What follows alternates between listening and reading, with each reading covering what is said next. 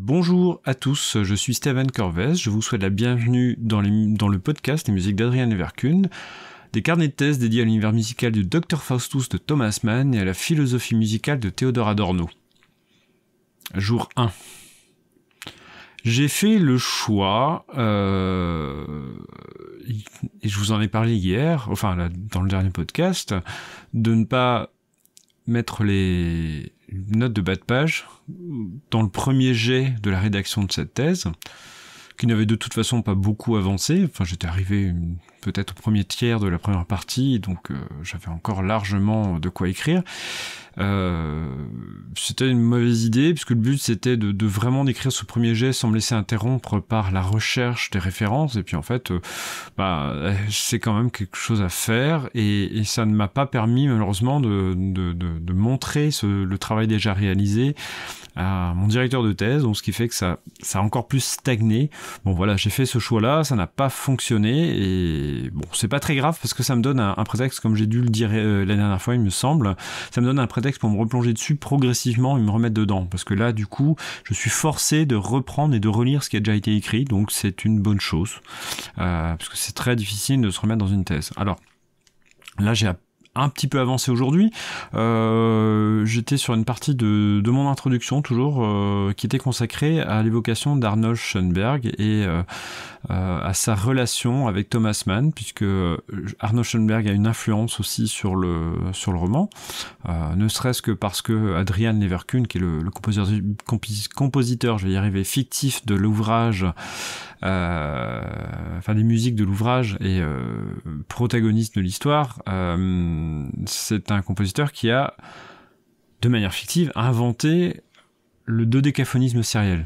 Mais on sait que la paternité, officiellement en tout cas, elle est attribuée à Arnold Schoenberg, et ne serait-ce que pour ça, Arnold Schoenberg a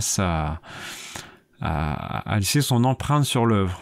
Et d'ailleurs, suite à une petite discussion houleuse entre les deux hommes, entre Arnold Schoenberg et Thomas Mann, a fait le choix d'ajouter une note en toute fin de roman, remerciant Arnold Schoenberg pour sa contribution, et surtout pour bien indiquer que ce qui était présenté dans le roman, c'était fictif, et que le vrai père du dodécaphonisme sériel était bien Arnold Schoenberg.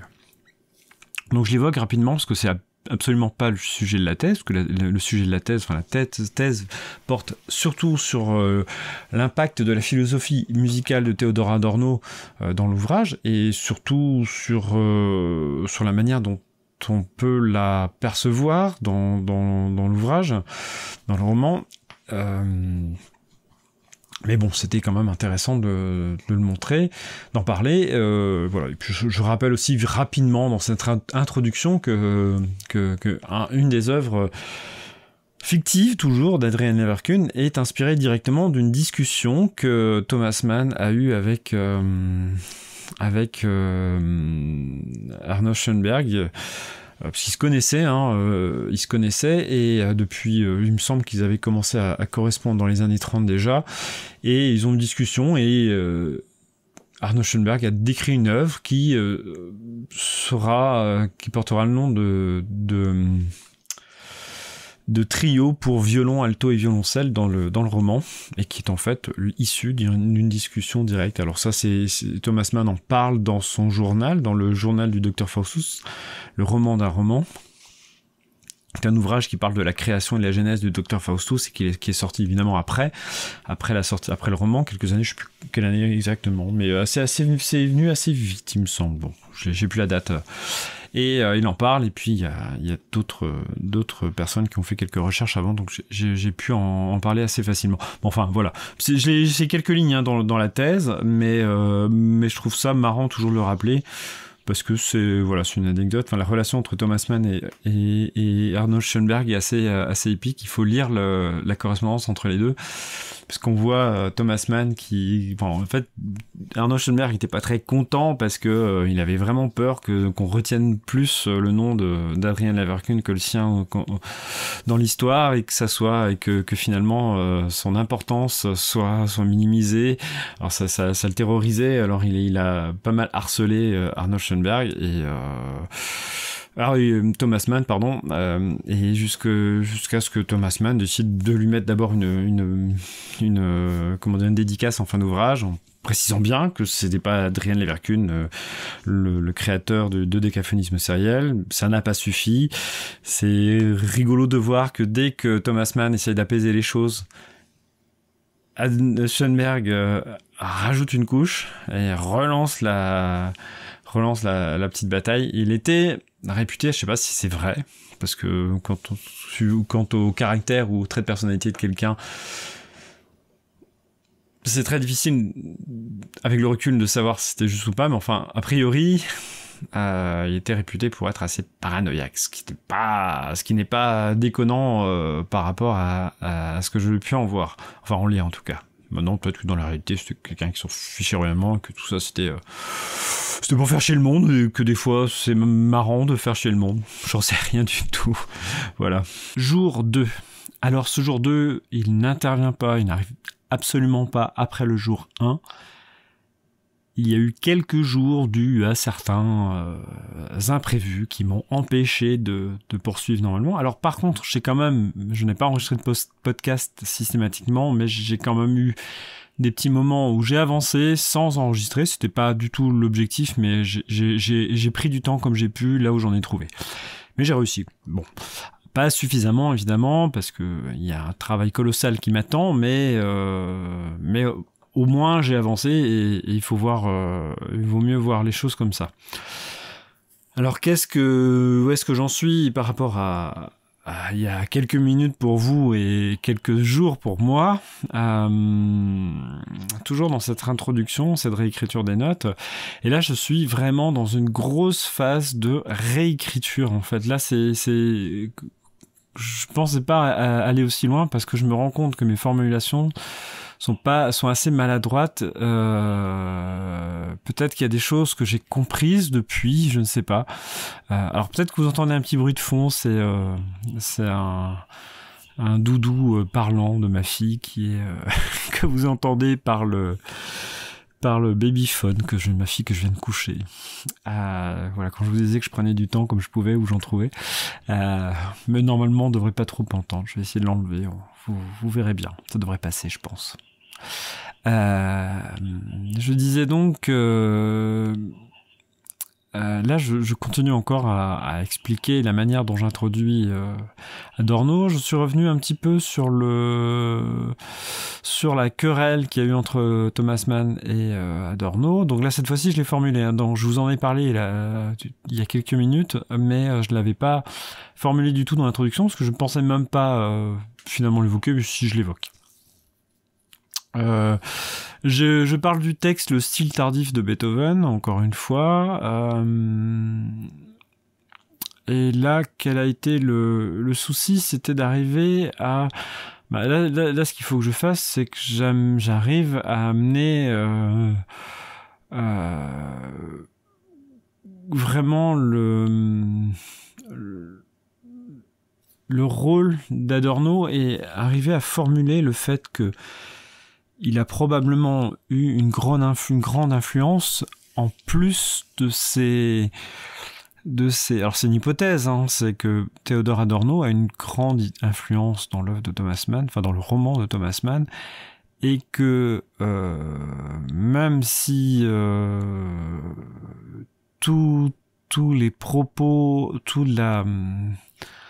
les propos ne sont pas forcément issus directement de des échanges qu'a pu avoir Theodor Adorno avec Thomas Mann. Le roman est complètement imprégné de cette pensée parce que, en fait, l'œuvre s'appuie sur des concepts que Theodor Adorno a mis en place, à formuler, notamment dans le style tardif de Beethoven. Alors, pas des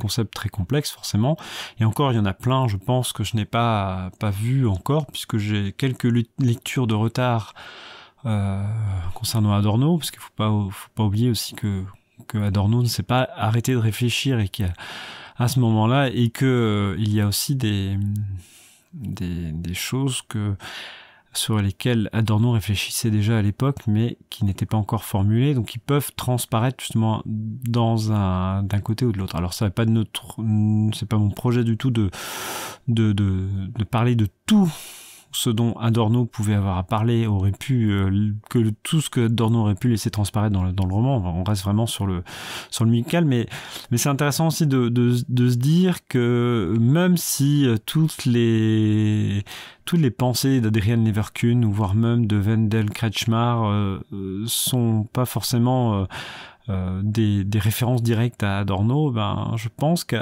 ça reste l'hypothèse justement, et ça sera vérifié, mais je pense qu'une grande partie de tout ça, de cette pensée, a forcément une influence sur une partie du roman, sur une vision de la musique qui peut émerger du roman. Donc l'idée, c'est que là maintenant mon introduction doit amener à ça, à peu près. Ce sera sûrement pas cette formulation, mais bon, ne serait-ce que le fait de le formuler là devant vous, ça amène déjà à se dire que on va peut-être approcher quelque chose dans ce style.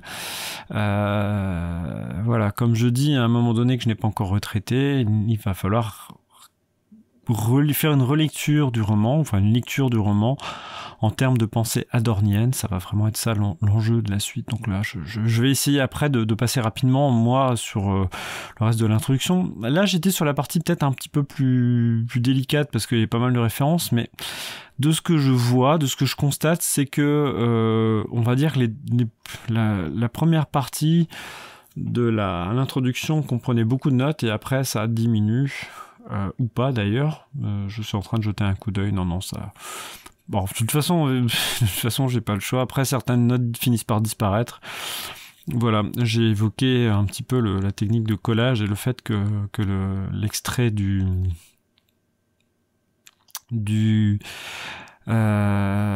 style tardif qu'avait inséré Thomas Mann était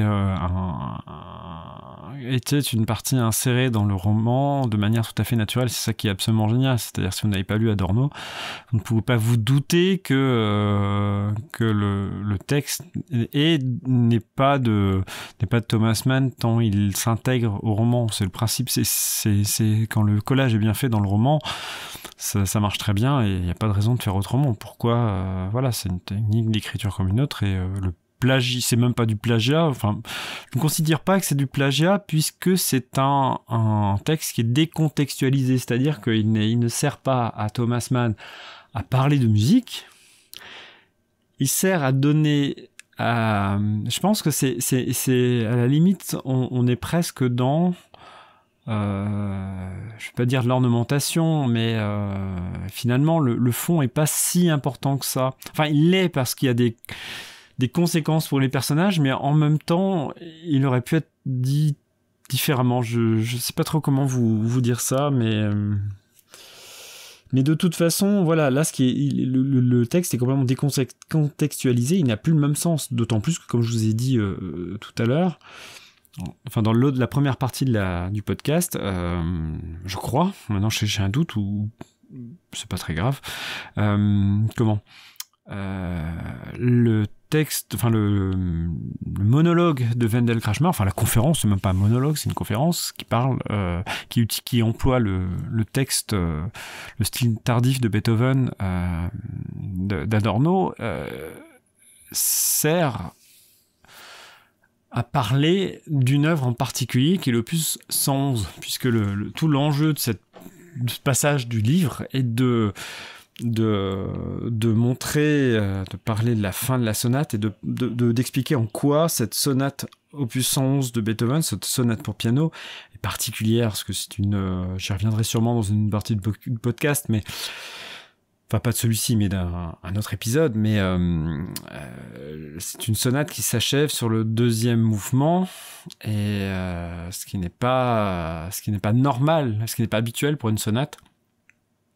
Il y a vraiment une sorte de conclusion, enfin on est plus que dans une conclusion, c'est un chant du cygne presque de la sonate, en tout cas telle qu'elle est interprétée par Wendell Kretschmar dans le roman. Voilà, je pense que On a un podcast qui est suffisamment long pour aujourd'hui, puis je pense avoir fait à peu près le tour de ce que j'avais à vous dire. Mais on va se retrouver très vite. Je vais continuer.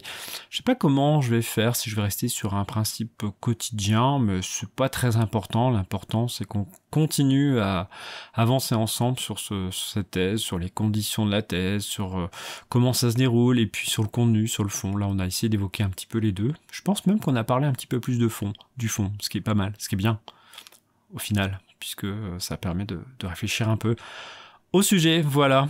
Je vous remercie pour votre attention et je vous dis à très vite.